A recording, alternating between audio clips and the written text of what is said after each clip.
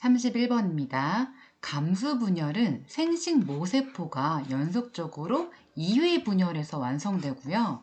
제1감수 분열은 2n의 염색체 수가 n으로 되는 과정이에요.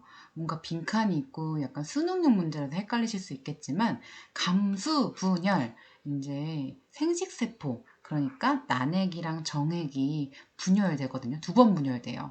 우리 책에 이런 부분이 잘 나와 있어요. 다시 한번 봐주세요.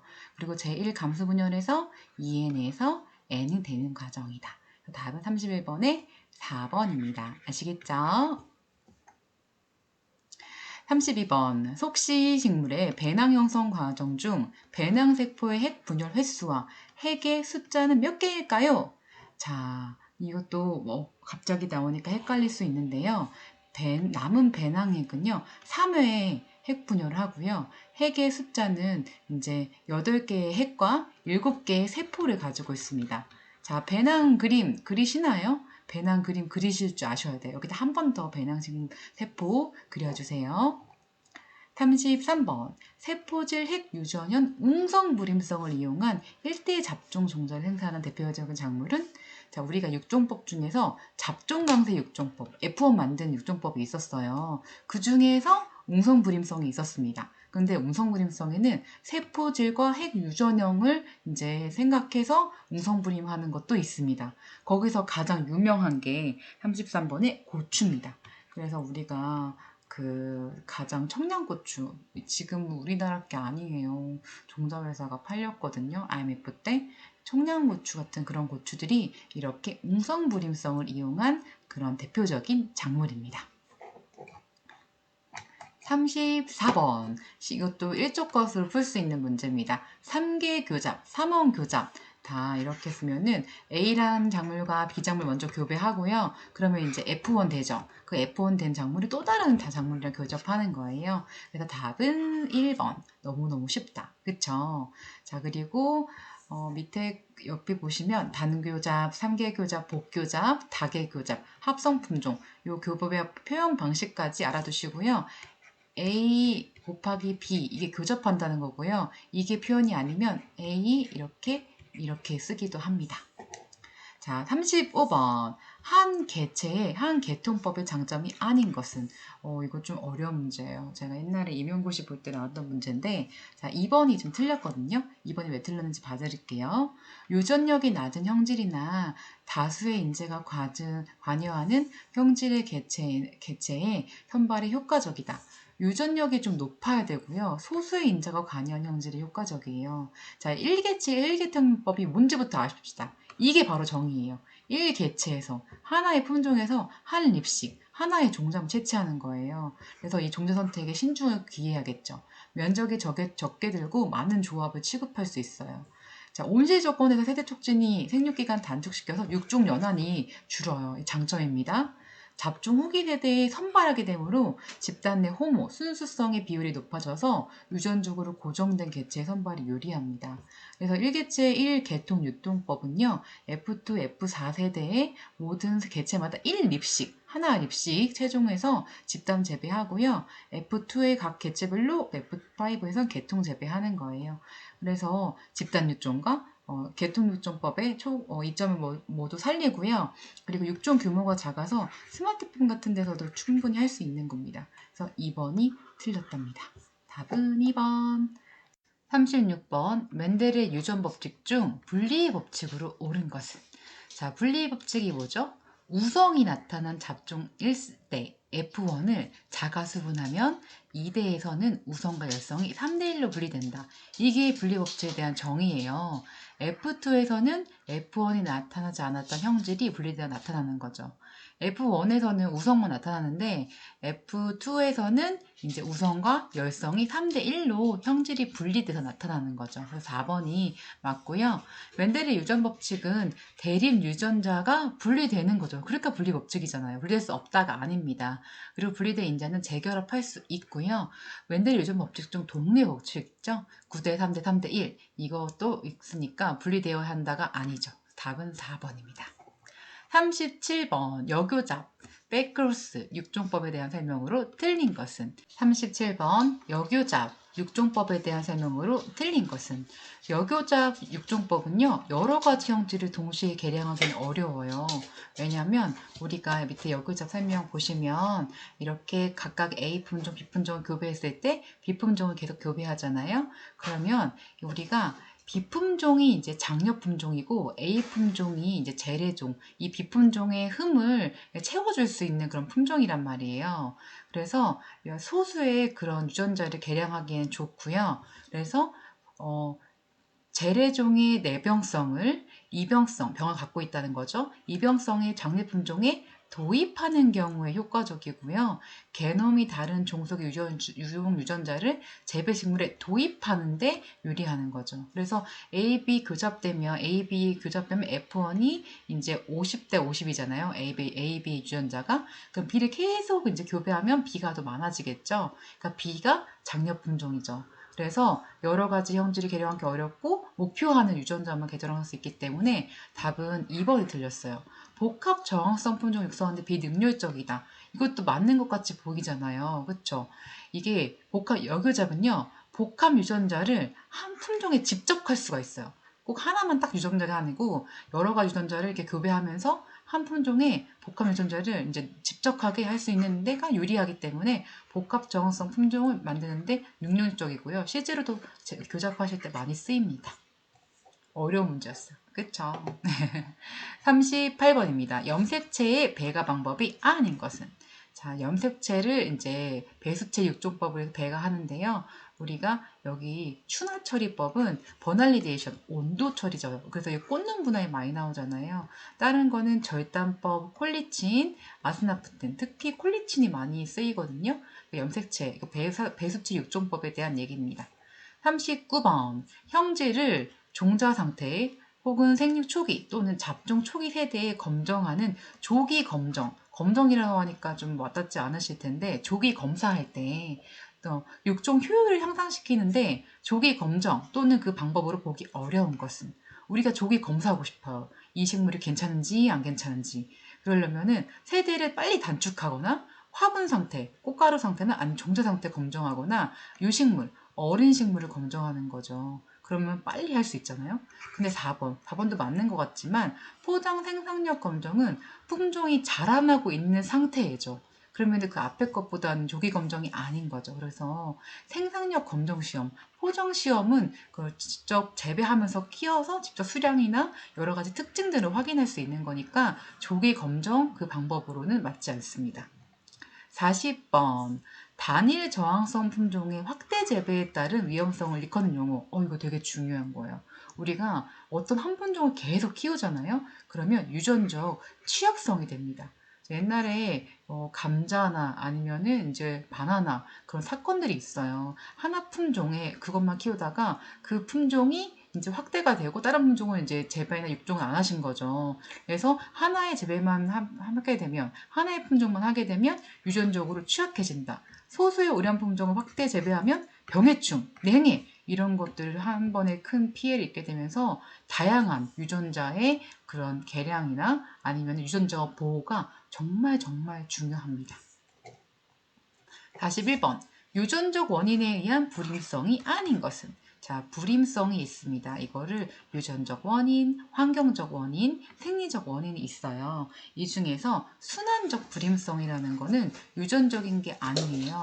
그래서 생리적이거나 환경적인 이런 어떤 순환이 불임성이지 웅성, 자성, 배우죠. 이거 다 우리가 유전자 공부할 때 우리가 생식기관 공부할 때 다 생식 유전자와 관련된 기관이잖아요. 그래서 답은 딱 보시기에도 이거 잘 몰라도 이게 완전 다른 용어네 하면서 고르실 수 있을 거예요. 유전적 원인, 웅성 불임성, 자성 불임성, 그 다음에 배우자 불임성입니다. 아시겠죠? 불임성. 자, 42번. 고구마 수확 시 상처와 병방부를 아물게 해주고 아물게 별표 당분을 증가시켜주는 방법 바로 큐어링인데요. 큐어링이 같은 말이 아물입니다. 아물이. 아무리는요, 고구마 표피에 목질, 코르크질로 조직으로 수확할 때 상처가 나기 쉬워요. 트랙터에다가 이제 두루기 부착해서 이제 수확을 하시는데 그때 상처가 많이 나요. 그리고 호미질에서 고구마 수확할 때 상처 많이 나거든요. 그럴 때 상처가 나기 시작하면 부패해요. 그렇기 때문에 고구마를 약 30도, 높은 온도입니다. 요 기억해 주세요. 습도 85%, 기간은 4일 동안.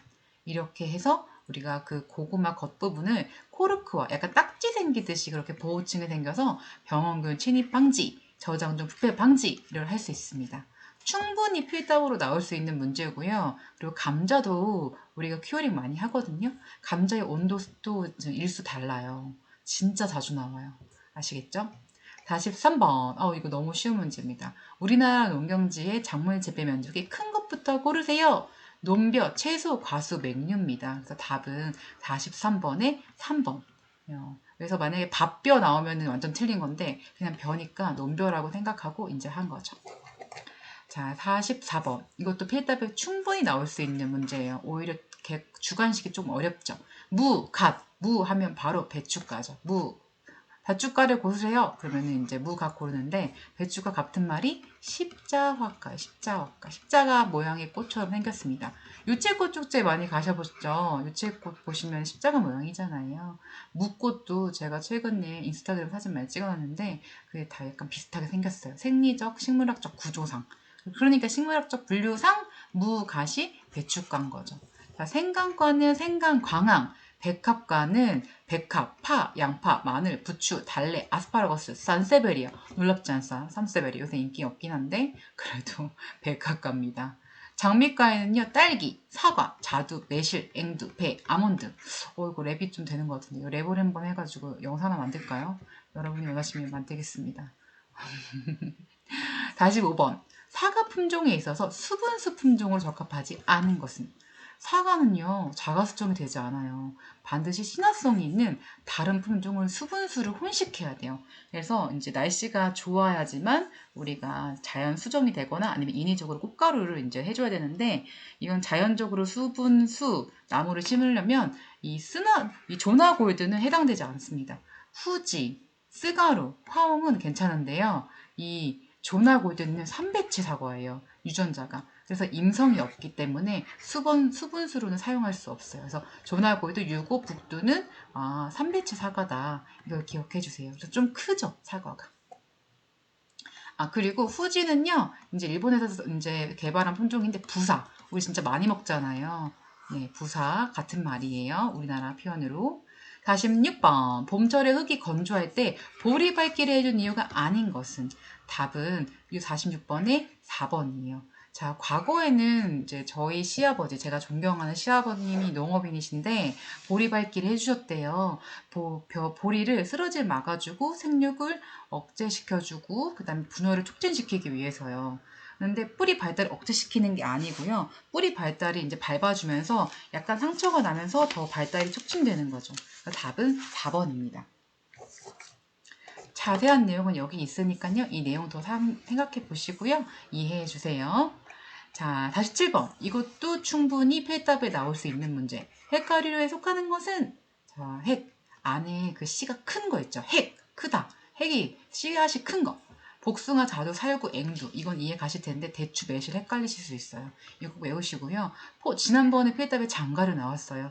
나무, 딸기, 블루베리 이런 거 나온단 말이에요. 갓가류 같은 말로 견과류죠. 아몬드, 밤, 호두, 계암, 은행 다 견과류고 인과류, 준인과류 이거 필답에 꼭 나와요. 그래서 이거는 필기 때는 1초 컷으로 푸시고 필답에도 꼭 같이 암기하셔야 되는 문제입니다. 다시 8번. 절화. 절화가 뭐냐면요. 절단된 화, 절단된 꽃입니다. 절단된 꽃을 수명을 연장시키는 방법으로 틀린 것은? 여러분이 꽃을 사왔어요. 우리가 이제 프로포즈 하거나, 뭐 여러 가지 기념일 때 꽃을 선물하잖아요. 저도 저희 학생들 졸업식 때 꽃을 사줬는데 그 수명을 연장시키려면 냉장고에 놔두면 괜찮아요. 온도를 낮게 해주고 상대 습도도 높여줘요. 약간 습한 그런 환경. 그리고 절화를 설탕물. 이게 이제 당이 있으니까 그 당이 영양분입니다. 에틸렌가스는요 노화가스예요. 그렇기 때문에 더 빨리 이제 에틸렌가스 때문에 훨씬 더 절화가 빨리 노화가 촉진됩니다. 저는 그리고요 여러 가지 방법이 있는데 약간 이제 세균 문제도 있기 때문에 락스 있죠. 락스 진짜 쬐끔 거의 뭐 한 방울 정도도 넣어가지고 절화를 하기도 하고요. 사이다 하시기도 하고요. 그렇게 해서 수명을 연장합니다. 그래서 제가 이제 학교에서는 교무실에서 이제 낮에 출근할 때는 이제 절화를 학생들이 꽃꽂이를 하면은 이제 낮에는 이제 책상에 놔두고 퇴근할 때는 냉장고에 넣어놔요. 그럼 진짜 오래 보거든요. 이건 생활 꿀팁입니다. 다시 9번. 다음 중 식용작물로 분류되지 않는 것은? 자, 참깨 같은 경우는요, 유류작물, 유류, 기름이요. 기름 짜는 거. 참기름, 들기름, 뭐, 호박, 호박이 아니죠. 그 뭐죠? 해바라기 기름, 이런 것처럼 그런 특용작물로, 유교작물로 쓸 수 있습니다. 물론 겹치는 것도 있어요. 하지만 이런 것들을 구분하시는 과정들이 농업의 기초적인 지식을 쌓는 과정입니다. 50번. 맹류의 파성, 종자를 이제 파종한다는 거를 파종하는 그런 상태를 설명으로 옳은 것은? 자, 50번의 답은 2번인데요. 추파 쓰는 거는 추파성이라는 가을추. 가을에 파종하는 종자는 가을에 파종해야 얘가 꽃이 피고 그 다음에 이제 열매를 맺는 거잖아요. 저온 단위로 일장이 거쳐야 이삭이 패는 거죠. 그래서 추파성 종자는 저온 단위로 일정한 시간이 거쳐져야 이삭이 팹니다. 이게 이제 추파성 종자의 특징이에요. 추파성 종자는 봄에 뿌려도 이삭이 나온다. 이게 말이 안 돼요. 저온 단일 일정한 일정 조건이 거쳐져야 이삭이 나온다니까요. 충파성 온도 관계 있습니다. 충파형은 반드시 저온 조건을 경과해야 이삭이 팬다. 추파형이 반드시 저온 조건을 겪어야 돼요. 그래서 우리나라는 사계절이 뚜렷했죠. 과거에는 점점 이제 우리가 지구 온난화 때문에 날씨가 더워지긴 하지만 추파성, 가을추, 가을에 파종하는 종자는 저온 단위로 일정한 그런 시간이 거쳐야 이삭이 팬다. 이삭이 팬다라는 말도 어색하시잖아요. 우리가 꽃이 피다. 꽃이 폈네? 피다라는 말은 너무 익숙하죠. 꽃이 피는 걸 이해하니까. 근데 이 맹류에서는 맹류의 그 이삭이 나타나는 거를 패다라는 표현을 씁니다. 그래서 이거 농업 용어라서 이 패다라는 막 뚫뚫이 팬다 이게 아니에요. 이삭이 패다라는 용어도 이삭이 패는 것이 이제 맹류의 그 알알이 달리는구나라고 이해해 주세요. 자, 51번. 너무 쉬운 문제입니다. 이 51번의 답은 1번. 유재환. 품종 유전자죠? 재배기술 너무 중요하고 환경조건. 유재환. 네. 52번입니다. 이것도 쉬운 문제라서 쉽게 넘어갈게요. 52번에 2번. 53번입니다.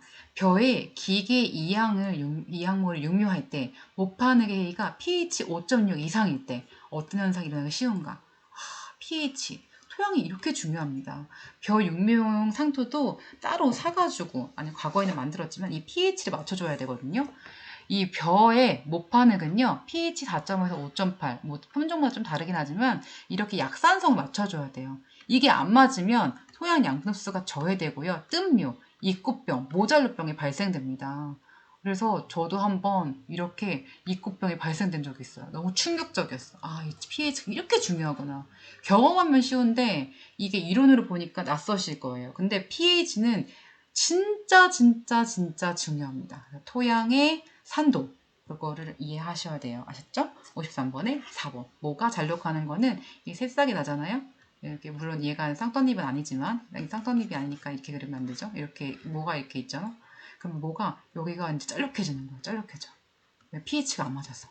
너무 신기하지 않습니까? 네, 과학의 탄생, 과학의 이해. 자, 54번. 태풍이나 침수 후에 우리나라 여름철이죠. 이때 발생하기 쉬운 벼의 병은? 자, 흰잎 마른병입니다. 흰잎 마른병. 진짜 어렵다. 발음이 어려워요. 흰빛 입마름병은요, 모내기를 전후해서 급성형했으나 주로 8월에서 9월 장마 폭풍으로 물에 잠겼던 논이 잎이 상처를 입은 논에 급격하게 발생하는 그런 병이고, 세균성 병이에요. 세균. 아시겠죠? 흰빛 입마름병. 흰빛 입마름병. 이렇게 벼가 흰빛 입마름병이 생기네요. 55번. 벼를요, 너무 늦게 수확하거나 건조 중에 비를 젖으면 안 되겠죠. 그럴 때 많이 발생하는 쌀의 종류는 우리가 쌀을 열심히 재배하고 나서 잘 보관하고 잘 건조하는 과정이 굉장히 중요하거든요. 그래서 55번에 2번 이렇게 늦게 수확하거나 건조 중에 비 맞으면요 금간쌀이 됩니다. 그렇게 되면은 품질이 떨어지겠죠. 저도 작년에 쌀 키웠을 때요 쌀 건조시킬 때 그 대기하는 그런 톤백에다가 이렇게 톤백에다 쌀을 가득 담고 막 기다려야 돼요. 이제 건조기에 막 그런 과정들이 있었습니다. 다른 쌀의 종류들도 한 번씩 봐주세요. 56번. 공기 중의 농도가 보통 380 ppm이며, 이걸로 끝났습니다. 벌써 이산화탄소예요. 광합성에 적용에 반드시 필요한 성분. 광합성 결과로 생성되는 건 산소고요. 필요한 건 이산화탄소입니다. 이거 우리가 이제 문제로도 많이 나오는데요. 광합성에 대한 이해, 그리고 다른 그런 가스들에 대한 이해도 알아두세요. 57번 농업 노동 부담을 효과적으로 줄일 수 있는 방법을 적절하지 않는 것은 자 기계화가 필요하고 농작업을 공동화해야 되고 비료 농약 사용을 억제한다. 자 이게 뭔가 친환경적이고 좋아 보이지만 비료가 써가지고 우리 농업이 굉장히 발달됐어요. 농약을 써가지고 수많은 병충해를 없앴기 때문에 작물의 생산화와 품질이 높아졌어요. 근데 이제 최근에는 유기농 그리고 이제 지속 가능한 농업에 대해서 많이 얘기하셔서 그런데 노동 부담을 효과적으로 줄일 수 있는 거는 3번이 맞습니다.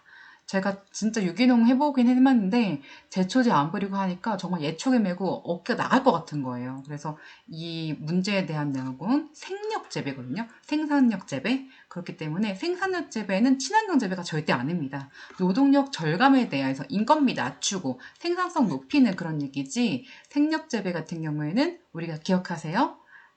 농약 쓰는구나. 화학비료 쓰는구나. 라고 이해하셔야 됩니다. 58번이에요. 맹류와 관련된 설명으로 틀린 것은 답은 2번인데요. 맹류 같은 경우에는 한 개의 암술과 4개의 수술이 아니라 3개의 수술이 있습니다. 꽃은 외형, 내형에 쌓여 있어요. 영이라는 그 기관에 쌓여 있고요. 나머지는 다 맞고요. 안껍질, 바깥껍질이 아니, 내형, 겉껍질이 외형입니다. 다른 건 다 맞으니까 한번 봐주세요. 자, 59번. 일반적으로 파종 시기가 3월에서 4월 상순까지 파종하는 콩가 작물은 이거 너무 쉬우면서 콩을 시드룩해 보시면 일초컷에 풀 수 있죠. 완두입니다.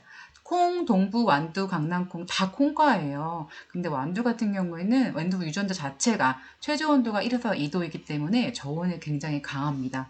봄철에 가장 먼저 빨리 파종하는 콩가 작물이고요. 중부지방에서 3월에서 4월에 파종합니다.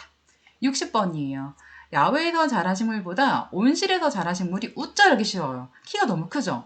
근데 유리나 플라스틱 필름이 어떤 광을 투과시키지 못하기 때문일까? 자, 우리가 가정 내에서 작물이 키가 뿌쩍 크는 거가 있죠? 그게 바로 이 청색광, 그리고 자외선 쪽, 그 부근의 광을 투과를 못하기 때문에 우리가 온실 안에 자란 식물은 못 자라기가 싶어요. 키가 너무 크는 거죠. 그래서 전체적인 광을 두루두루 주는 것이 굉장히 중요합니다. 여기까지 고생 많으셨고요. 오늘도 농업에 화이팅 하세요. 여러분, 나 합격!